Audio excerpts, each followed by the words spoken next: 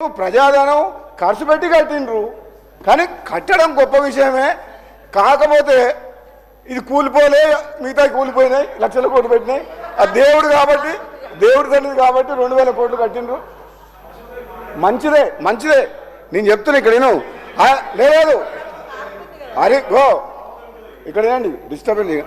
హరీష్ రావు గారు మనస్ఫూర్తిగా కేసీఆర్ గారిని కాంగ్రెస్ పార్టీ తరఫున, ప్రభుత్వం తరఫున ఈ ఆలోచన చేసి ఈ గుడి పునర్నిర్మాణానికి మీరు ఇదంతా చేసినందుకు మేము అభినందిస్తున్నాం.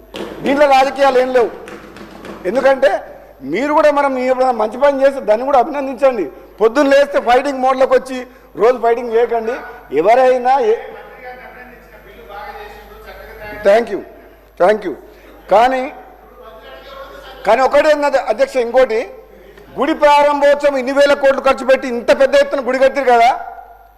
గుడి ప్రారంభోత్సవం మాత్రం ముఖ్యమంత్రి గారు, వాళ్ళ పార్టీ ఎంపీలు, మంత్రులు, ఎమ్మెల్యేలు ఒక సైన్యంలాగా పోయి ప్రారంభోత్సవం చేసి, కానీ అప్పుడు నేను ఎమ్మెల్యేగా ఉన్న ప్రోటోకాల్, ప్రజాస్వామ్యం, ప్రజాయుద్ధం సొమ్ముతోటి కట్టిన గుడి, మాకు ఇన్ఫర్మేషన్ కూడా లేదు.